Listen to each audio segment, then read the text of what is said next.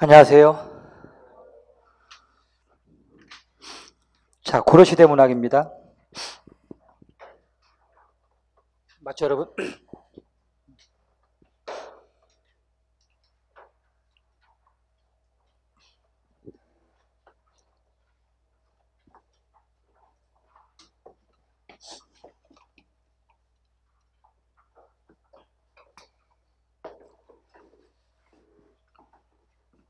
자,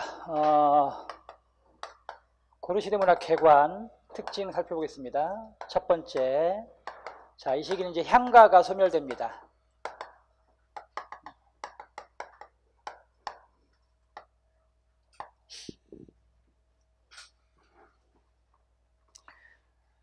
자, 통일신라 시대의 대표적인 양식이면서 우리나라 최초의 정형시라고 평가받는 이 향가가 이제 고려시대에 오면 소멸되고 고려가요로 대체가 돼요.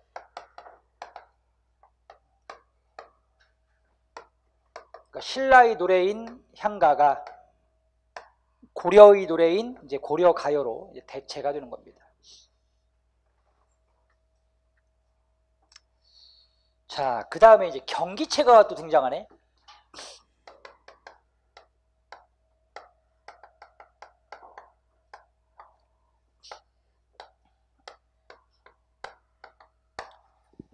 고려시대의 노래는 크게 두 종류라고 보면 돼. 그러니까 넓은 의미의 고려가요지. 그러니까 고려시대에 부른 노래란 뜻이야. 이 고려가요는. 이 고려가요 중에서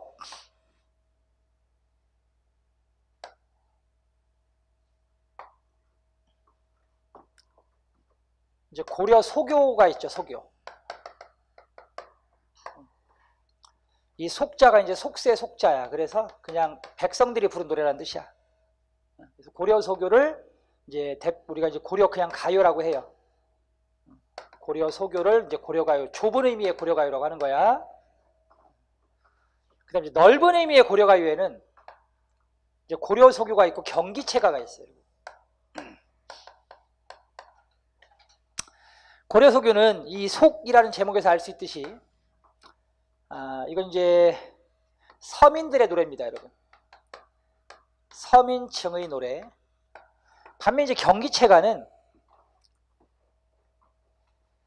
고려 중엽 이후에 새롭게 그 집권 계층으로 등장한 계층들이 있어요.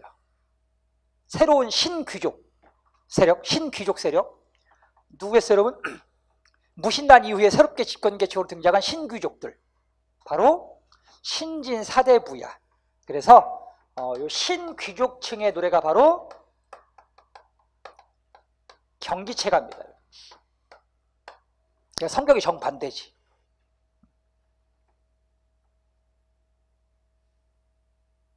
쉽게 말하면 고려 소교가 일반 대중가요라고 생각하면 되는 거고, 어느 시대에 있는 어느 시대나 있는 대중가요.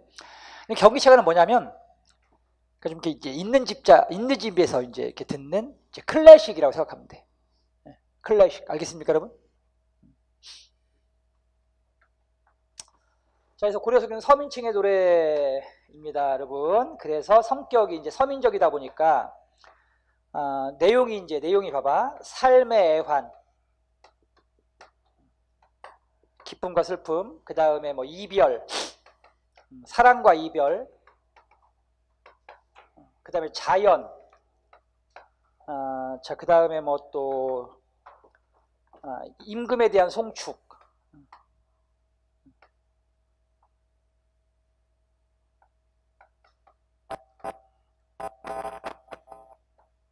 다양해요, 여러분.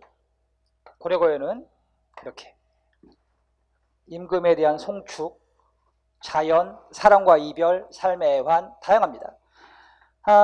하지만 이제 경기체가는 이 귀족층의 노래이다 보니까 이 귀족계층의 어떤 기상과 자부심을 노래해. 기상과 자부심. 여러분 역사 시간, 한국사 시간에 배워서 알겠지만 이 사람들 신귀족이 누구냐면 그 이제 무신들이 집권한 후에 지방의 그 향리 출신들 중에서 능력이 뛰어난 그 사람들을 과거 시험을 통해서 이제 그 뽑아 올립니다. 그 사람들이 새롭게 등장한 신진사대부들입니다. 그 이전의 귀족은 누구였어? 음서를 통해서, 그죠? 네, 그러니까 아버지 잘 만나가지고, 아버지 찬스, 조상 찬스 써가지고 그 이제 들어온 사람들이거든. 음서제도. 문벌 귀족들은. 그런데 이제 이 신진사대부, 그러니까 신귀족들은 이 음서라고 하는 이 아버지 찬스를 안 쓰고 정말 자신의 능력에 의해서, 그렇죠? 과거 시험을 보고 합격해가지고 들어온 사람들이야. 그러니까 기존 사람들하고는 이제 성격이 다르지겠지. 그러니까 막 자신감이 넘쳐. 자부심, 기상. 그러니까 이런 걸 뽐내고 싶어서 부른 노래가 있어요. 그게 이제 경기체가인 겁니다. 그러니까 사실 문학적인 가치는 없어. 문학성은 없습니다. 문학성 제로. 자기들 자랑하는 거니까. 나중에 보시면 알겠지만, 그래서 이렇게 고려소교하고 경기체가가 있다. 알겠죠, 여러분? 서민적 성격의 노래인 고려소교하고, 귀족계층의 노래인 이제 경기체가가 있다. 제가 조금 이따 설명할 텐데, 한 작품 여러분들이 다 설명해 줄 거예요.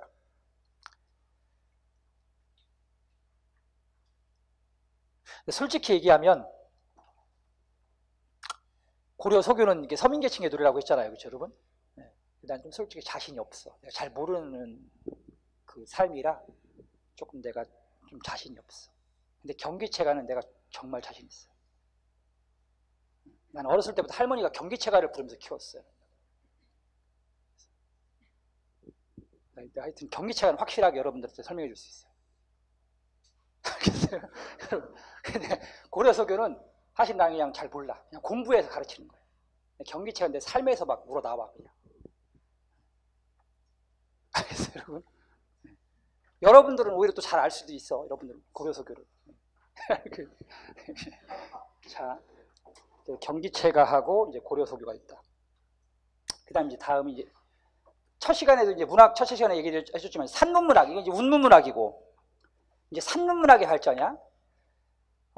이제 고려시대 산문문학은 앞서 이제 그 설화를 계승해서 고대시대 설화를 이제 계승합니다, 여러분.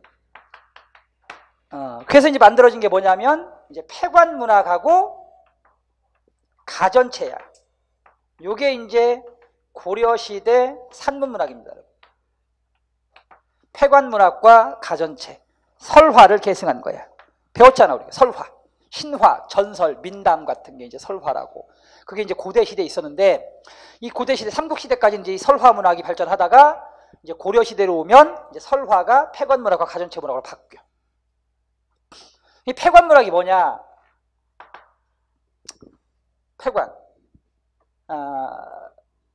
폐관이 그 직책명이야, 직책. 그러니까 임금의 그 명을 받아가지고 전국 방방곡곡을 돌아다니면서 민가에 떠도는 백성들의 어떤 그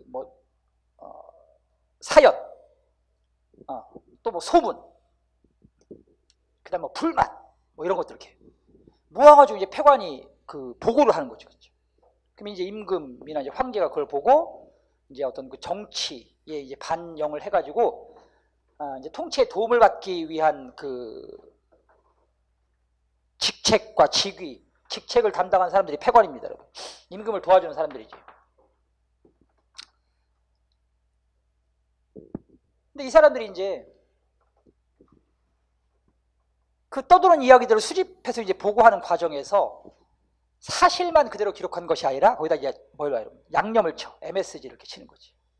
조금 더 재밌게 꾸미려고 부풀린 겁니다. 그러면서 이제 그게 하나의 문학으로 자리 잡은 겁니다. 그게 폐관문학이에요. 알겠습니까, 여러분?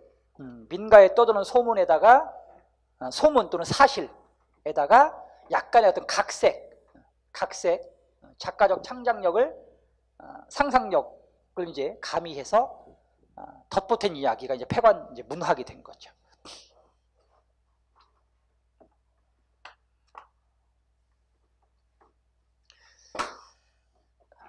현대로 비교해 보면 지금도 여러분 뭐 정치, 경제, 사회의 그 각 분야에 그 어떤 소문들 같은 것, 그죠? 이런 것들을 수집한 게 있어요. 정보지, 그죠?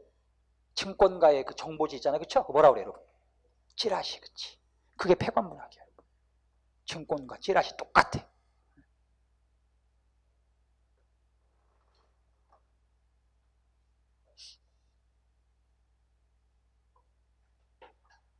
자, 그 다음에 이제 가전체문학은 뭐냐면 기존 그 전기 양식을 빌려왔어요. 전이 뭐야, 전이? 무슨 전, 이게 이제 그게 전이잖아. 그죠? 삼국사기 열전 같은 데 전 있잖아요. 여러분, 김유신 전, 뭐 김춘추 전, 이렇게. 능력이 뛰어나고 어떤 그 업적을 남긴 사람들의 일대기를 기록해서 교훈을 줄 목적으로 쓴 이야기가 전이잖아요. 그렇죠? 그런 전의 양식을 빌려왔는데 실제 인물이 아니라 사물을 인격화시켜서 세상을 꾸짖고 잘못된 세상을 꾸짖고 사람들에게 교훈을 줄 목적으로 쓴 이야기가 전인데 그게 뭐야, 여러분? 가짜 전이야. 그렇죠? 왜냐하면 실제 인물이 아니라 사물을 의인화했으니까. 그래서 이게 거짓 가짜를 쓰는 거예요. 가장 행렬 같은 거 뭐예요, 여러분? 가짜로 장식해가지고 꾸며서 행렬하는 게 가장 행렬이잖아요. 전은 전기인데 뭐라고, 여러분? 사람이 아닌 사물의 일대기를 기록했다 해서 거짓 가짜를 써서 뭐라고 한다고? 가전체다, 가전체 문학. 그래서 이제 이 가전체 문학은 이제 그 현대로 비교하면 그 서양에, 여러분, 서양에 이것과 비슷한 양식이 있어요. 서양에 이솝 우화가 있어, 그렇죠? 이솝 우화. 요거. 서양에 이솝 우화가 있다면 우리에게 뭐가 있다, 여러분? 가전체 문학. 고려 시대부터 우리는 이미 가전체 문학이 있었습니다. 똑같아. 사물, 동물, 식물을 인격화시켜 가지고 잘못된 세상을 꾸짖고 자, 사람들에게 교훈을 줄 목적으로 쓴 이야기. 그래서 우화문학이야. 가전체 문학 우화문학이야. 알겠어요, 여러분? 네, 동식물 등장시킨다, 우화문학. 그리고 문학 시간에 배웠지만 이렇게 동식물을 등장시켜서 사실은 인간 세계에 대한 어떤 교훈을 주는 이야기를 그런 수법을 뭐라고 그래요, 여러분? 우의적 수법이라. 우의. 숨은 뜻을 전달한다. 겉으로는 동물, 식물 얘기하지만 속에는 뭐야, 여러분? 인간 세계에 대한 교훈이 들어가 있어. 그죠? 그런 거 뭐라고? 우의적 수법 쓰다. 우의적. 그래서 가전체는 대표적인 우화문학이고 우의적 수법 쓰고 있는 글이다.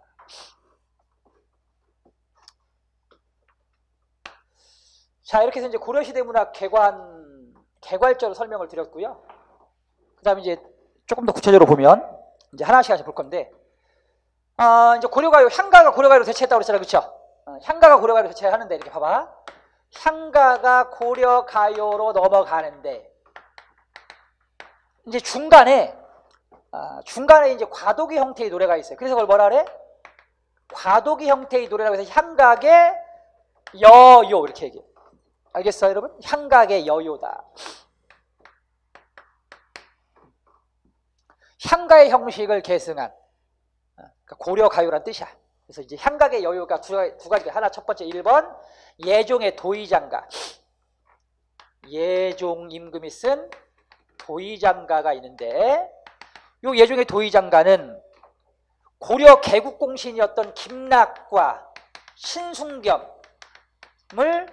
추모하는 내용이야.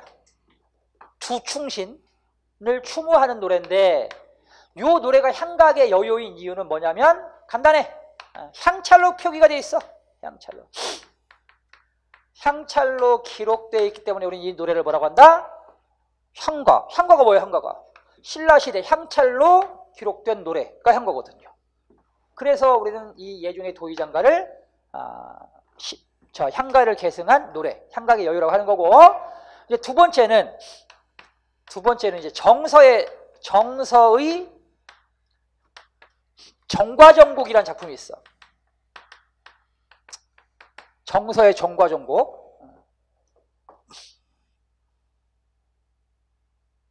정서의 정과정곡은 이제 유배가야. 유배가. 정서가 유배가서 부른 유배가의 효시야. 유배가의 효시. 효시란 말은 첫 번째란 뜻이야. 그 다음에 두 번째는 충신연주지사야. 즉 유배를 가 있으면서도 임금을 향한 변치 않는 충정을 노래했다라고 해서 충신연주지사라고 해.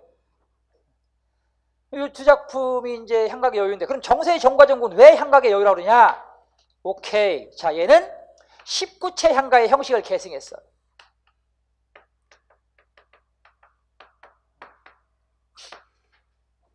정세의 정과정국은 19채 향가의 형식을 계승했다. 그래서 향각의 여유라고 해요, 여러분. 자, 그럼 이제 정세의 정과정국을 볼게요, 여러분. 자, 정세의 정과정국. 옛날에 그 정서라는 의종 임금 때, 의종 때 정서라는 그 신하가 있었는데, 이 의종에게 총애를 받는 신하 중에 한 사람이었어요, 정서가. 그런데 이렇게 여러분 절대적인 총애, 신임을 받잖아? 그러면은 다른 신하들에게 뭐가 되겠어요, 여러분? 시기와 질투, 모함의 대상이 되겠죠, 그렇죠? 그래서 결국은 이 정서가 다른 신하들의 시기와 모함과 이 질투 때문에 결국은 이제 귀양을 갑니다. 그 귀양지에서 자신의 결백함을 토로한 노래가 바로 이제 정서의 정과종기인 거예요. 자, 내용은 보겠습니다.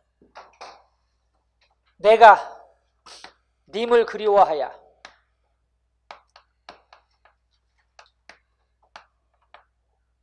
울고 있나니. 울고 있네. 나는 누구야, 여러분? 나는 정서겠지, 그지? 님은 누구겠어? 임금이겠지? 그래서 임금을 그리워하여 울고 있다, 그죠? 자, 이렇게. 자, 감정을 이렇게 울고 있다, 이렇게 감정을 어떻게 표현해서 직접적으로 표현하고 있어, 여러분. 울고 있다. 산, 접동새와 비슷합니다.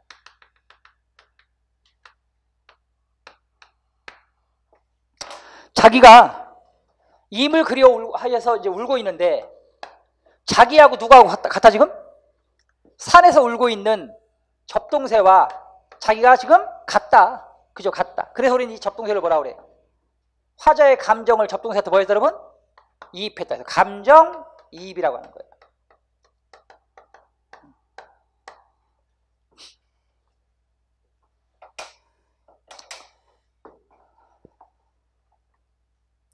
아니시며 거칠으신달. 자, 아니시며 거칠으신달. 거짓.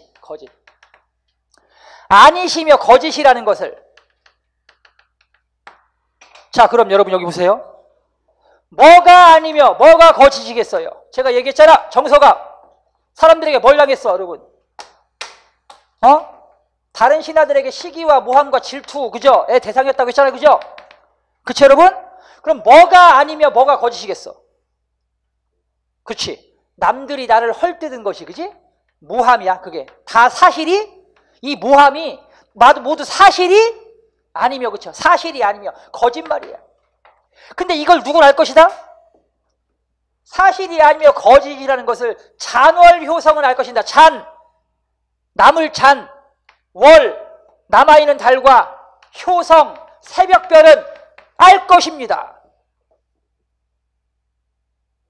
그러니까 자, 신하들이 시기하고 모함한 것이 모두 거짓말이라는 것을 누구는 알 것이다? 다른 사람들은 몰라도 여기 그저 이렇게 남아있는 달과 새벽에 있는 별들은 그 나의 결백함을 알 것입니다. 알겠습니까, 여러분? 그럼 이 달과 이 별이 갖는 기능이 뭐겠어요? 자신의 결백함을 입증해줄 절대적 존재겠지, 그렇죠? 결백하다. 우리는 자 봐봐, 여러분. 누가 나를 믿지 못할 때 나는 결백해라고 얘기할 때 그걸 우리가 뭐라고 그래? 나는 항상 하늘에 맹세컨대 절대 거짓이 없어, 이렇게 얘기하잖아, 그죠? 그러니까 이때 월과 성은 뭐야, 여러분? 하늘이 하늘, 그쵸? 나의 결백함을 알아줄 하늘. 그래서 요 달과 별은 나의 결백함을 알 것입니다. 넋이라도 임과 함께, 한대는 함께, 넋이라도 임과 함께 하고 싶습니다. 봐봐요. 나는 지금 귀양 와 있잖아. 임금은 저기 궁궐에 있고. 그죠, 여러분? 어디로? 나는 지금 동네, 부산 동네로 난 지금 귀양으로 와 있고. 임금은 어디에 있고? 고려시대 수도가 개성이잖아. 그럼 임금은 저 개성에 계시네? 그죠? 그래서 내가 지금 임금과 함께 할 수 없잖아. 그렇지만 나는 넋이라도, 영혼이라도, 혼이라도, 그렇죠?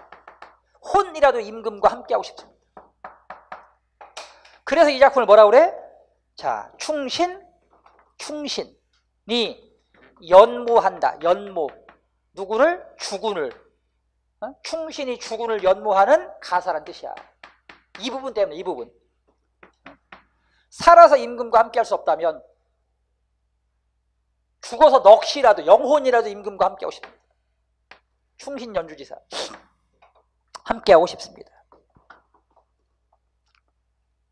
과도 허물도 천만 없습니다. 나는, 과는 잘못이죠. 잘못도 허물도 천만 없습니다. 천만에요. 그죠? 천만에요. 남들이 내가 과가 있다고 허물이 있다고 얘기하지만 천만에요. 그죠? 천만 없습니다. 자신은 뭐하다 여러분? 결백하다. 자신의 결백함을 얘기해요. 결백함. 나는 천만에요. 잘못 없어요.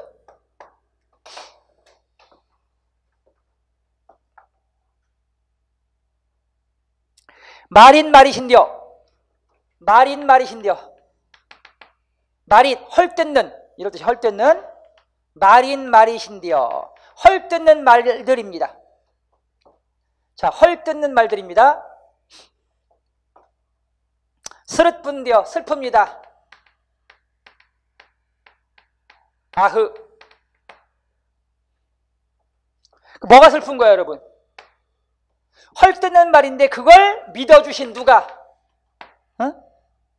믿고 계시는 그 임금님의 모습이 슬픕니다. 나의 결박함을 믿어주지 않는 그 임금님이 슬픕니다.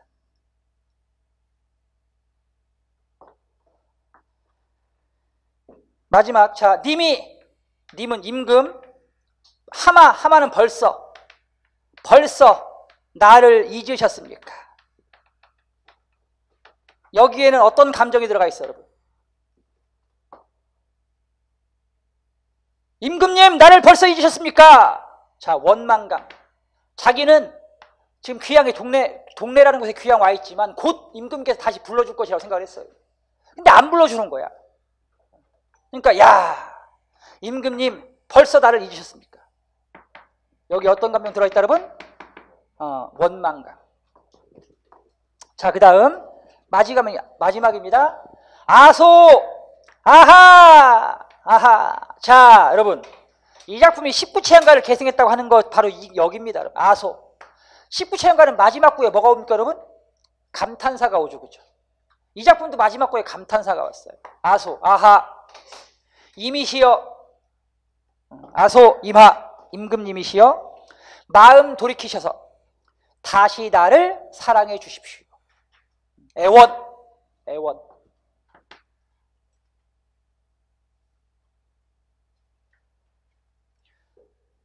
자, 그래서 이 작품에서 화자의 정서 변화 과정을 살펴볼까요, 여러분? 처음에 그리움. 그죠, 여러분? 그리움.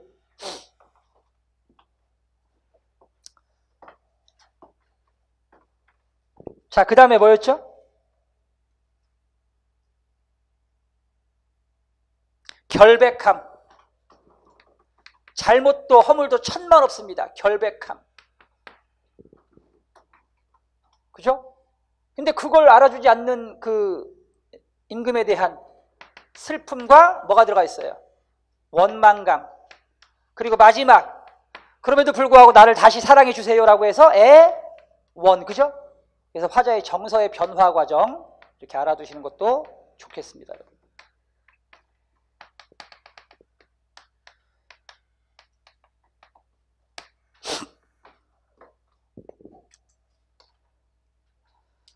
자, 이제 고려 가요 하겠습니다.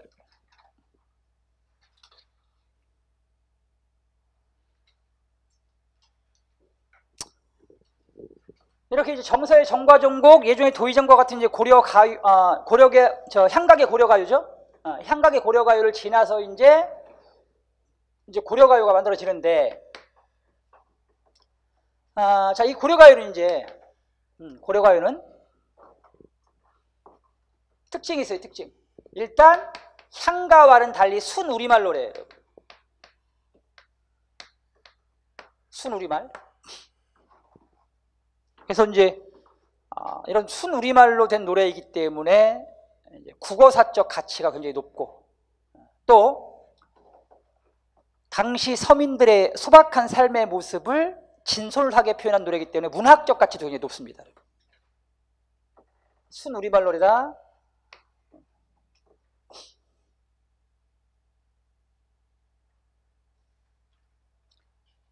그 다음에 삼음보, 그 다음에 332조의 음수를 갖는 노래고요. 자, 그리고 이제 분장체 형식이 많아. 분장체. 자, 분은 나눌 분자, 장자. 그래서 장이 나누어져 있는, 그러니까 연이 나누어져 있는 형식이란 얘기야. 물론 이건 일반적인 고려 가요, 일반적인 고려 가요를 얘기하는 거고, 그렇지 않은 것도 있습니다. 그러니까 모든 고려 가요가 딱 이런 건 아니야. 일반적으로 고려 가요는 삼음보, 332조, 분장체다 이렇게 얘기하는 겁니다. 일반적인 형식을 얘기하는 겁니다.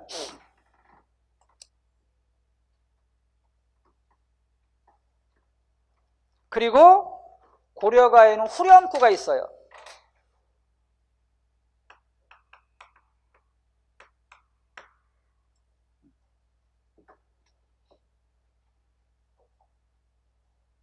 고려가의 형식적 특성을 지금 설명드린 거예요, 여러분. 순우리말로 표기됐다.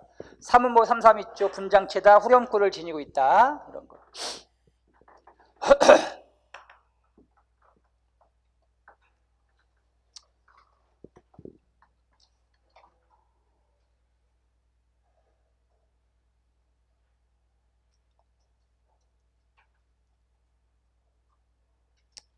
자, 먼저 정읍사부터 볼게요, 여러분. 정읍사입니다. 이 정읍사는 사실은 백제가요예요, 여러분. 그래서 백제가요이기 때문에 고대가요에 포함되어야 되거든요. 그런데 이제 이 백제가요 정읍사가 왜 고려가요 속에서 다루어지느냐?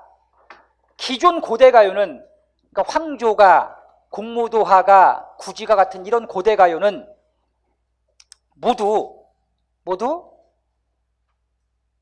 민요 형식의 노래인데도 불구하고 한자로 번역이 됐어요. 한역, 사구체 한역가요입니다. 뭐 공무도하, 공경도하, 타하이사, 당내, 공화 이렇게 그 우리말 노래가 모두 한자로 번역됐어요. 고대가요는. 근데 이 백제가요 정읍사는 한자로 번역이 안 되는 거야. 한자로 번역이 안 되고 그냥 사람의 입에서 입으로 전승이 된 거지.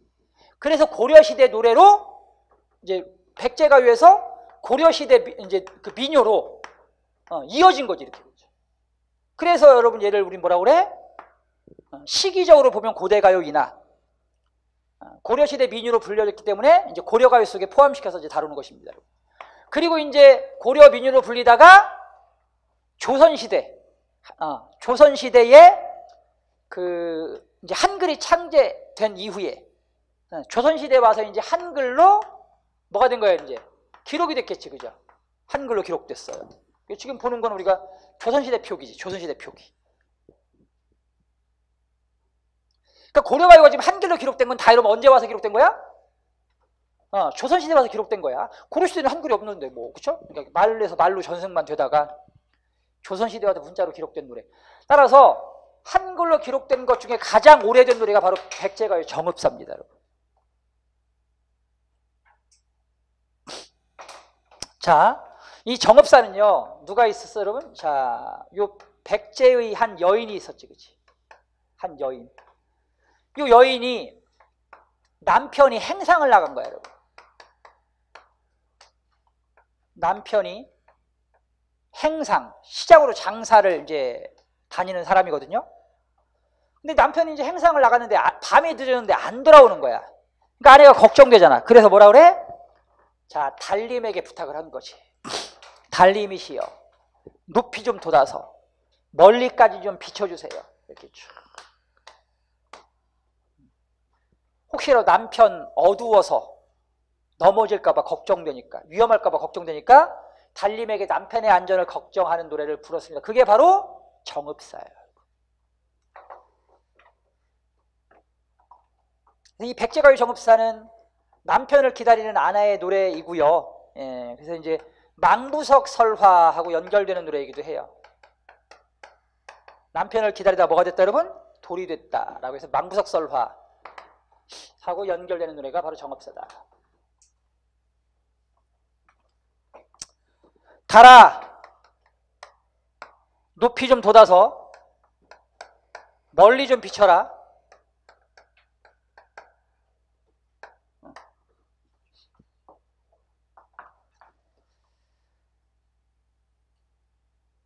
중간에 어기야 어강들이 아으 다룡들이라는 후렴구가 들어가 있는데요. 여러분, 후렴구는 아까 고려가요가 이렇게 후렴구를 지닌 노래입니다. 그렇죠? 그래서 이 후렴구는 고려시대 때 이 노래 속에 편입된 것으로 보입니다. 후렴구가 이렇게 있습니다. 자, 후렴구는 뭐 뜻이 없으니까 굳이 해석할 필요 없죠. 음악성을 높이기 위한 요소이고요. 뜻은 없습니다. 그 다음에 저제 여럿인 거예요. 저제. 저제는 저작거리, 시장입니다. 시장. 시장을 여는 가다, 지나가다. 시장을 여러신고요. 시장을 지나가고 계십니까? 진대를 드디올세라. 진대. 진대. 바로 이게 이제 위험한 데지, 위험한 데. 위험한 데를 디딜까봐 걱정됩니다. 남편이 혹시라도 위험한 데를 디딜까 걱정됩니다. 남편의 안전을 걱정하고 있습니다. 그래서 이 진대는요, 여러분.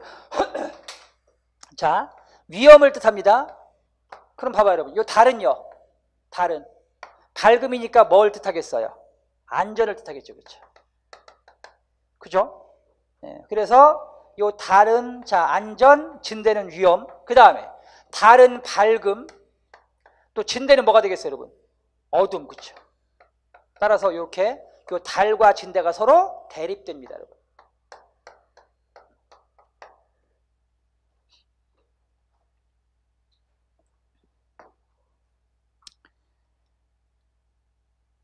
어기야 어광돌이 어느 이다 놓고시라. 어느 이다, 어느 곳에든지 놓고시라. 짐을 내려놓으십시오. 놓으십시오. 남편은 지금 행상을 나갔으니까 어두워서 혹시라도 이제 남편이 어두운데도 불구하고 밤길을 가다가 뭐 곤경을 당할까 봐 걱정되니까 어느 곳에든지 짐을 놓으십시오. 아내가 남편을 지금 걱정하고 있습니다. 옛날에는 산적도 많았고 호환 같은 이제 호랑이도 그쵸? 예, 많이 있었고 하니까 내 가는데, 자, 내 가는데, 내는 누구? 내 남편. 남편 가는데 점그를 시해라. 날 어두울까 걱정됩니다. 자, 그래서 이것 때문에 날 어두울까 걱정되니까 뭐라고 얘기한 거예요, 여러분? 짐을 내려놓으십시오. 그죠?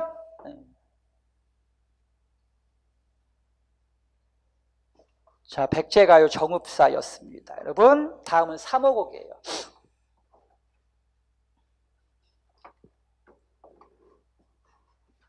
3호곡.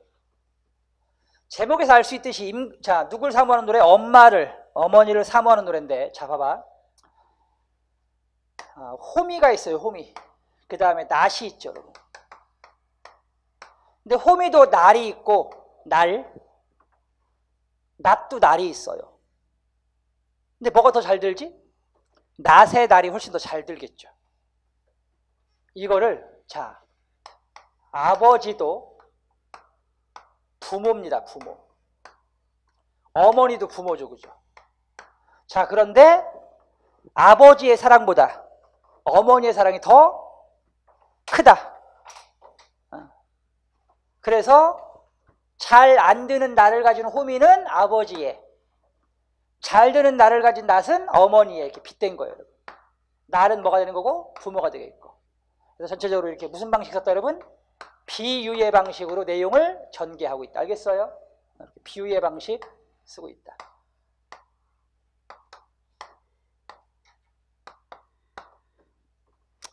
자, 노래는 봐봐. 호미도 날이 있지만은 낫같이 잘 들 리 없습니다. 아버지도 어이. 옛날에는 부모를 어이라 해서 어버이, 그죠? 아버지도 어이이시지만은 어머님같이 사랑이 깊지 않습니다. 사랑할 리 없습니다. 그 얘기요. 그래서 요 어이, 요거 뭐라고 여러분? 부모. 알겠어요? 네, 부모. 우리가 향가 제망매가를 배우는데 거기 보면 제망매가에 보면 한 가지에서 나고 가는 곳을 모르는구나.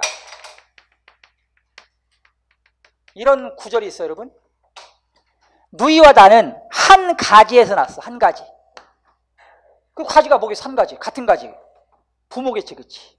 그래서 요 한 가지와 시적인 의미가 같은 게 바로 요 사모곡이 뭐다, 여러분? 어이인 거지. 어이. 근데 이제 고려가요 사모곡은 일반적인 고려가요 아까 얘기했던 것과 달리 얘는 잡아봐. 얘는 분장체가 아니라 단연체의 노래입니다. 그러니까 한 연으로 됐다는 뜻이야. 일반적인 형식이 아닌 거지, 그렇죠? 그리고 뭐도 없어, 여러분? 후렴구도 없어. 그러니까 모든 고려가요가 분장체이고 모든 고려가요가 후렴구를 갖고 있는 것은 아닌 거지, 그러니까.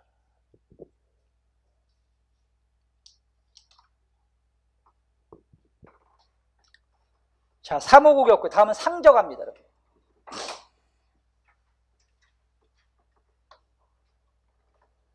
상저가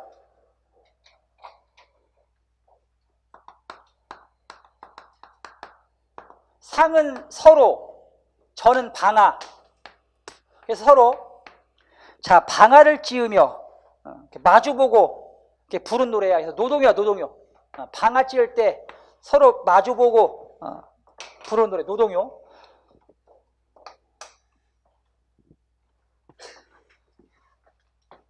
듣기동, 방아 찌는 소리겠지? 방 하나 찌어. 개우준, 거친 밥이나마 지어서, 방아 찌어가지고 거친 밥이라도 지어서 일단 누구에게? 아바님, 어머님께 먼저 받잡고 바치고 남거든 내 먹으리라. 며느리가 방아라도 먼저 찌어가지고 거친 밥이나마 우선 지어서 시아버지 시어머니께 먼저 바치고 자기가 남거든 먹겠다는 얘기입니다. 그래서 이 작품은 주제가 뭐야 여러분? 시아버지 시어머니를 끔찍하게 섬기는 노래. 그래서 주제가 효야, 효. 알겠어요? 효. 반포지효라는 말이 있어. 우리 배웠지, 그지? 반포지효 기억나 여러분? 까마귀는 새끼 때는 어미가 그 먹이를 물어다가 새끼를 키우거든요. 근데 이제 이 까마귀가 자라잖아. 그럼 이제 반대로 먹여 어미를. 그게 반포야. 그게 반포. 까마귀. 그래서 반포, 까마귀의 효, 반포지효. 알겠어요? 이 작품. 자, 그 다음에 동동입니다. 동동.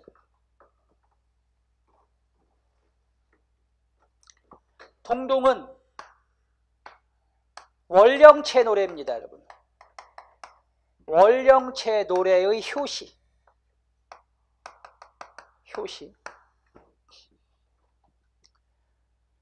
최초의 원령체 노래. 원령체 노래가 뭐냐? 원령체 노래는 월별로 세시풍속, 또 절기, 이런 것들을 이제 소개하고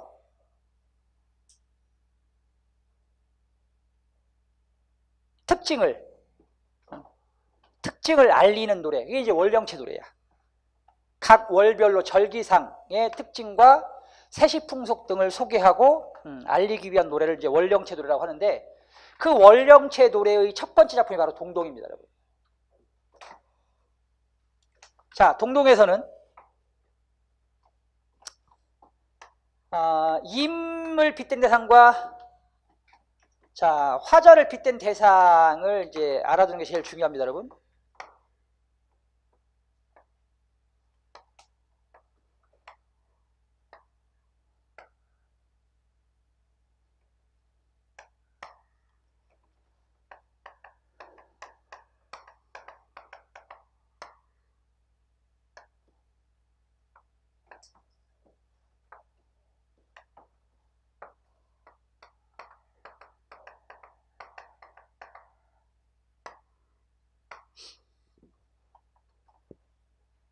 화자가 임에 대한 사랑을 노래한 거거든요, 여러분. 근데 이제 그거를 각 월별로 세시풍속과 어떤 절기상의 특징을 함께 소개하면서 부른 노래이기 때문에 이제 월령체 노래이면서 동시에 임을 향한 사랑을 주제로 한 노래라고 보시면 돼요, 여러분. 알겠어요? 근데 이 작품에 보면 자, 2월령, 3월령, 4월령에는 임을 소개한 내용이 나오고요. 6월령, 10월령, 12월령에는 버림받은 자신의 모습을 담은 노래가 나옵니다. 자, 2월 보겠습니다. 2월 보름에. 2월 보름은 이제 연등절이야, 연등절. 연등절. 그래서 여러분, 이 작품을 이렇게 월령체 노래라고 하는 거야. 2월 보름 연등절. 2월 보름에 높이 켜놓은 등불 같습니다. 연등이 등불 다는 거잖아, 등불. 그죠? 그래서 우리 임의 모습이 마치 2월 보름에 높이 켜놓은 연등 같습니다. 남이 부러워할 모습이십니다. 만인 비추실, 세상 사람 모두 비추실 아름다운 모습이십니다. 그래서 자, 2월 보름에 무엇에 빗댔다, 여러분? 연등은 이미 알겠어요? 만인 비추실 아름다운 모습이십니다. 자, 그 다음에 3월입니다. 3월 지나며 활짝 핀 달래꽃, 진달래꽃. 3월의 진달래꽃 같습니다.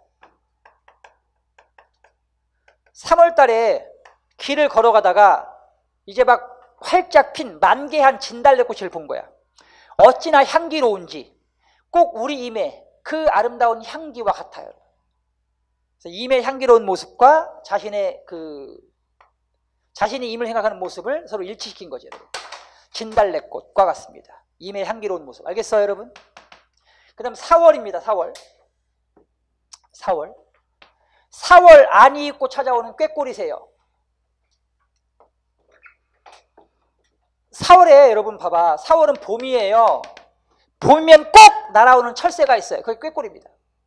꾀꼬리는요, 4월에는 꼭 안이 입고 찾아와요, 여러분. 근데 무슨 일인지 임은 나를 벌써 잊으셨습니까? 나를 잊으신 것인가?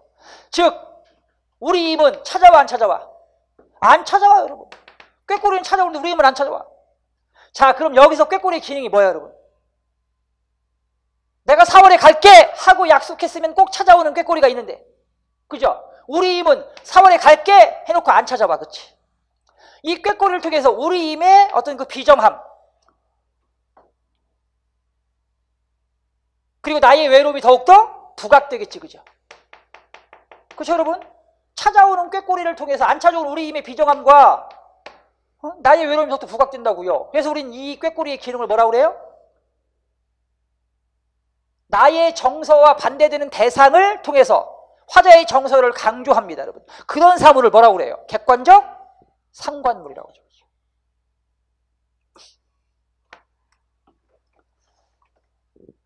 자, 근데 이제 사월령에 보면 임의 존재가 나오죠. 임을 뭐라고 얘기했거든? 임을 뭐라고 했어요, 거기? 녹사님. 아, 우리 임이, 이 녹사라는 것은 조선, 고려시대 말단의 관직의 관직. 말단 관직. 그러니까 사랑하는 임이 요 말단 관직 녹사야, 녹사. 그래서 사월령의 녹사님, 우리 임입니다, 여러분. 자, 그 다음에 유월령. 자, 책에는 유월령이 없어요, 여러분. 화자가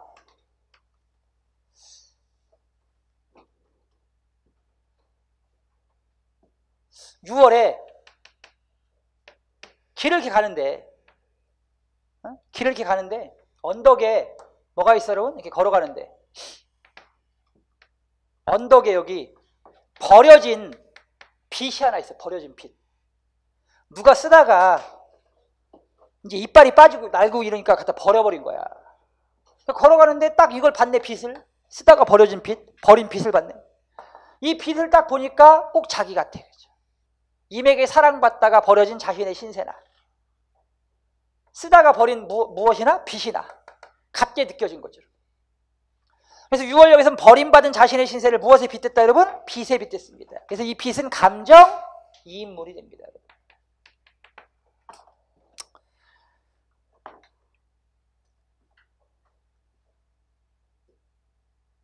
그 다음에 10월입니다. 10월. 10월. 바랏이 있어요. 바랏. 바랏. 요 바랏이 뭐냐면 보리수나무야, 여러분. 그 앵두처럼 빨간 열매인데 앵두는 동그라해. 근데 보리수는 이제 약간 타원형이야. 길쭉해. 그리고 이제 앵두는 새빨간색인데 얘는 빨간색 겉에 막 그 점 같은 게 막 찍혀 있어, 이렇게. 그래서 약간 시큼한 그 맛이 나는 열매입니다. 보리수 열매. 그 보리수나무가 이제 있는데 화자가 길을 가다 보니까 이 보리수나무가 바랏인데 이 바랏이 꺾여져서 나무가 이렇게 꺾어져가지고 버려져 있는 거야. 나무가 꺾여서 버려져 있는 거죠. 그 꺾여서 버려져 있는 그 버려져 있는 그 뭘 보니까 보리수나무를 보니까 꼭 임에게 버림받아서 내쳐진 자신의 신세와 같은 거죠.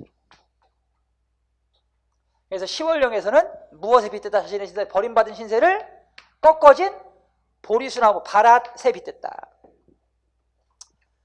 그 다음에 제일 재밌는 게 12월령이야. 12월. 자, 12월에 그 당시에 분지나무라는 분지나무라고 하는 이 나무를 가지고 이 나무 젓가락을 만들어요. 이 나무가 얇고 고다서 젓가락 만들기에 좋은 나무가 분지나무야. 그래서 이제 12월에 임을 기다리면서 이 분지나무로 깎아가지고 젓가락을 만들어요. 이 젓가락은 뭐겠어요, 여러분? 그럼 임을 기다리면서 이 젓가락을 정성을 다해서 깎은 거지. 그래가지고 이거 우리 임이 잡수시면 좋겠다. 이런 생각으로 이제 젓가락을 만든 거야. 그러니까 이 젓가락은 임을 향한 자신의 뭐야, 여러분? 사랑인 거지, 그렇지? 그래서 젓가락을 열심히 깎아가지고 다 이제 만들어놨어요. 그래가지고 이제 그 임을 기다리는데, 임이 찾아왔어요. 임이 누구하고 찾아왔어? 친구하고 같이 찾아와. 친구하고. 그래가지고 옳다 하거니 잘 됐다. 이때 내 사랑을 보여주겠다. 해가지고 그 정성을 다해 깎은 그 젓가락을 쟁반 위에 짝을 딱 지어가지고 쟁반 위에 딱 갖다 와서 받친 거지. 이렇게. 이거 가지고 잡수십시오. 자, 근데 거기 12월령 보세요, 여러분. 12월령. 자, 12월에 분지남구로 깎아가지고 나살 드리는 쟁반 위에 젓가락 같습니다. 젓가락 같습니다. 님의 알패, 님 앞에다가 딱 짝을 져가지고 들어서 갖다가 드렸더니 임은 안이 잡수시고 같이 온 손님이 엉뚱하게 가져다가 물읍니다. 그러니까 내가 임 생각하면서 정성을 다해가지고 깎은 그 젓가락을, 그죠? 임이 잡수시라고 갖다 놨는데 임은 들지도 않았는데 누가? 엉뚱하게 손님이 갖다 쳐먹는 거예요. 죽 쳐서 뭐 준 거야 지금? 개 줬어. 그렇지. 즉 임은 걸을 떠도 보지 않는 거야. 그렇지? 내 정성을. 그래서 버림받았지. 그죠 여러분? 알겠어요? 그래서 버림받은 자신의 모습 12월에 뭐라고? 젓가락. 알겠어요? 그래서 자, 이 동동은 원령체 노래이면서 자, 임을 향한 사랑을 노래한 고려 가요입니다. 여러분. 그래서 임을 빗댄 대상과 화자를 빗댄 대상을 같이 알아두면 좋겠습니다. 알겠어요? 자, 이렇게 해서 동동까지 했고요.